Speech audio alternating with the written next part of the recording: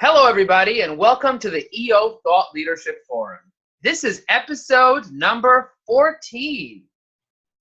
My name is Joe Apfelbaum from EO Brooklyn. And I'm James Ashcroft from EO South Florida. How you doing, Joe? I'm doing fantastic. Thank you so much, James. Today, we are going to talk about music, writing music, playing music, the value of music. James, you could speak a lot about music. Talk to us. Tell us a little bit about music. Oh, it's got a special place in my heart. So, Joe, I don't know whether you know that I've been playing music for most of my life. I started when I was living in England as a kid. You had to take a musical instrument. I actually started out with the oboe, believe it or not. It's a very odd instrument. And I was so bad. The teacher, I remember this. His face got bright red and he started screaming at me because I was so bad. So I took that as a cue to pick up another instrument. And I started on piano probably around 7 or 8 years old. And I've been playing pretty much every day since. So it's been a long time passion of mine. I was in some bands in Dallas in the mid-90s.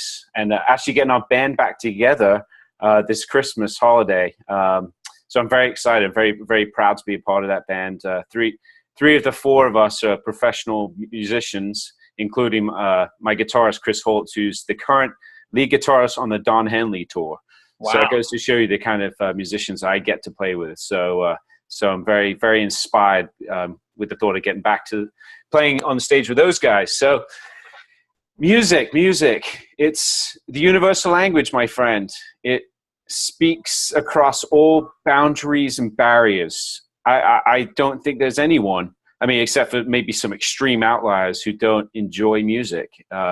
It's the universal language. So what direction should we take this conversation? How important is music for an entrepreneur in general? Like both to play it, to listen to it, to incorporate it in their development as a leader? Like what does music do for you as a leader? I mean, you growing several companies, you've had an extensive background in music. How do you see music playing well for an entrepreneur, pun intended?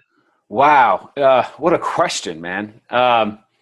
Music. So the nuts and bolts. So sometimes when I'm contemplating things, I'll put on classical music. I find that it's a very soothing process to me. I can actually listen to, should I get out my keyboard too?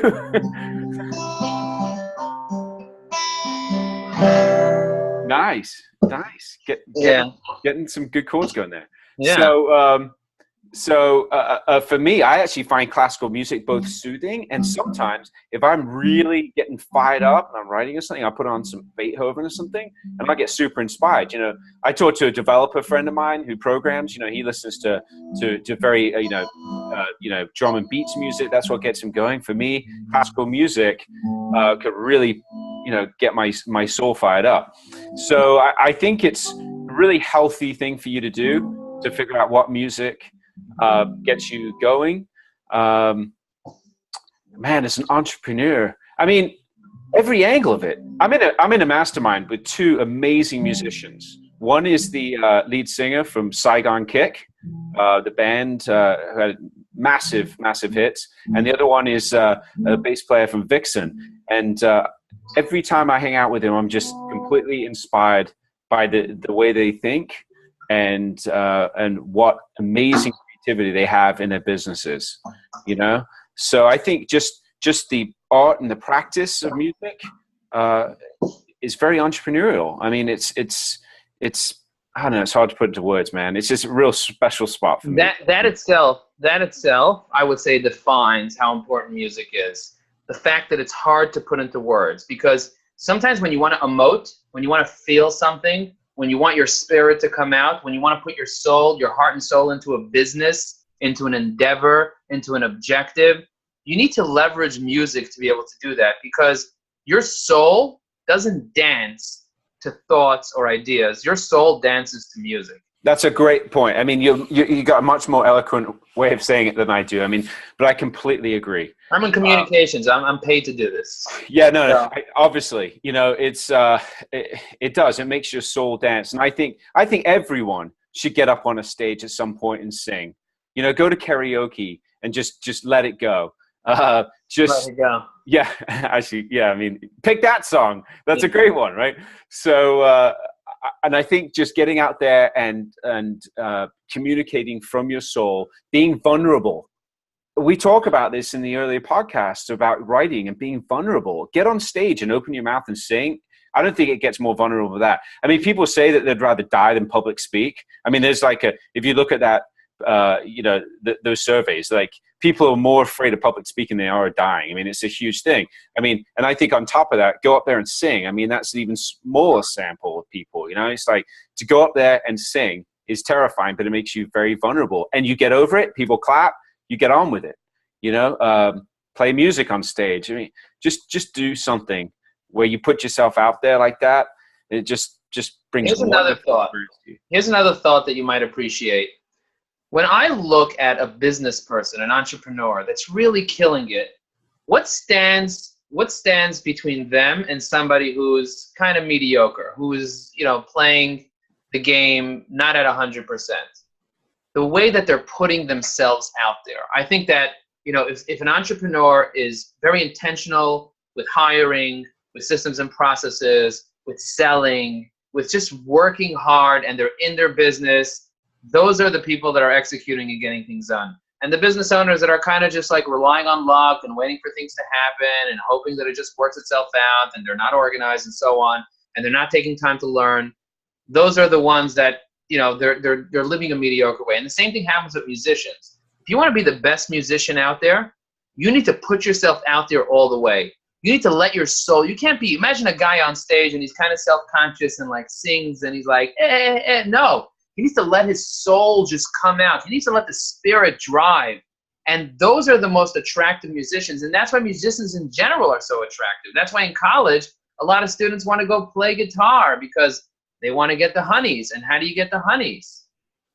Absolutely. By being the most attractive person. How do you become the most attractive person? By putting your passion and your soul out. It's not about knowing how to play guitar. There's a lot of very unattractive people that are very self-conscious that play guitar. It's about literally pouring your guts out onto the stage. And you don't have to have a great voice either.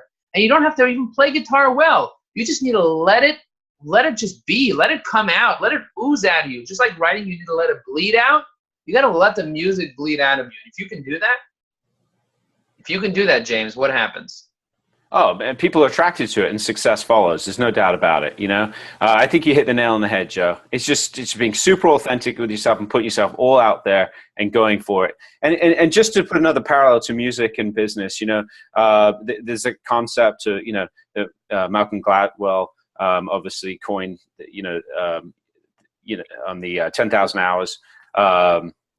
Deliberate practice. You have to practice. And the same thing with your business. You have to have a system. It's not just going there and like tinkering around the ivories. It's actually coming up with a game plan and executing against that game plan every single day. The best musicians in the world, they practice no more than 4 hours a day, but it's completely mapped out what they're going to do from minute one to the fourth hour is completely mapped out. And I think in business is the more that you can be mapped out with your game plan and what you're going to do, and get consistently better every day, your business is going to be an incredible success. I really believe that. So it's just the awareness. It's the awareness. I love this topic, James. I love the topic of bringing a concept that most people might think, oh, it's just music. No, and say, no, it's music. You don't understand something. This is music. This is what drives our spirit. This is what makes us passionate. This is what gets us going. It's not just music. It's music. So if you never used an instrument before, if you've never danced before, if you've never played on stage before or sung on stage before, I challenge you to take a moment and think about doing it, putting yourself out there, failing, but not failing like halfway, failing all the way, failing in a way that would make you very, very devastated if you failed. And that's the way that you build success, when you use that type of failure. So Absolutely. With that, I want to end off this episode of the EO Leadership Forum. I welcome all of you to leave comments below. Let us know what you think. And what's your favorite song? What song do you want to hear me and James play for you virtually? That would be fun. See you all next time. Take care, everyone. Thanks, Joe. Bye, everyone. Thanks. Bye.